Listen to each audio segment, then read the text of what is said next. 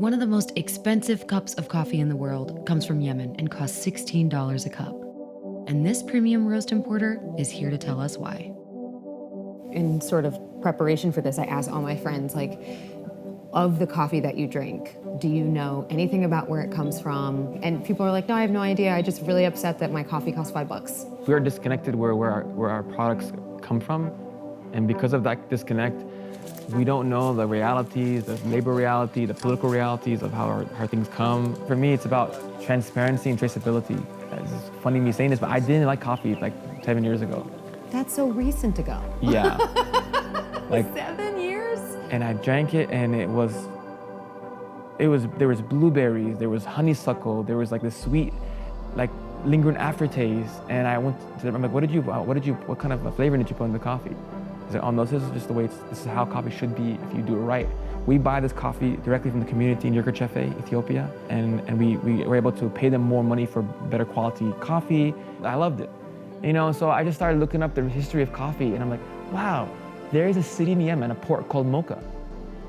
And it's where coffee was first commercialized. These Sufi monks who were the first to, really believe in the power of coffee. At that time, Yemen had a monopoly in coffee. It didn't want anyone to grow it, so they banned anyone from taking seeds out. Eventually, the Dutch, they were able to steal 7 seeds. They stole these seeds out of Yemen and took it to one of the colonies in Indonesia on the island of Java. And then after that, coffee makes its way into Europe, and I really believe that's what really enlightened or started the Enlightenment period. Industrial Revolution, coffee houses became this place where writers, politicians, philosophers, like the American, French, and the Russian revolutions happened in coffee houses. Do you find Yemeni coffee anywhere? No, I tried to look, and I went, I asked a bunch of, seasoned coffee buyers from different companies and importers, and like, oh, Yemen coffee. Yeah, man, it's hard to get, it's really expensive, there's a lot of issues with the traceability. Why is it hard to get? Because it's in a country that's, always there's some kind of violence, there's a language barrier, it's in these mountains so far away from the world. So that was, I knew, okay, if I'm gonna do something in this, I have to go to Yemen and be like where it starts and be there. So you go to Yemen. And at that point, my family is just, they're like, okay, it's not a phase anymore. He's actually doing this thing, and they're very concerned. On March 25th, 2015, I woke up in the morning and I heard, it was like 2 in the morning, I heard these like loud explosions. Did you immediately think I need to leave now? By the morning, things got better. And I was okay, I gotta find my way out of this place now.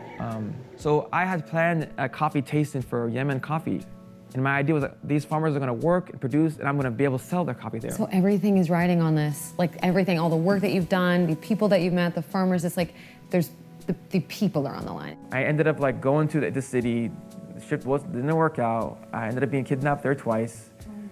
And then through a series of angels and heroes and people in my life got me out. And we have this coffee event. It was super successful. And that was the most important moment because the work of the farmers, they put a lot of time into it and sweat and blood and to make that coffee taste that way. I mean, how refined that coffee tastes, how smooth from where it came from, and how it's an amazing journey, right? It crosses like borders and political hardships and all these things to make it, to our cup. Every coffee literally is picked by hand. Maybe 20 people have touched your coffee from farm to cup. How do you say to someone, please spend $16 on this coffee?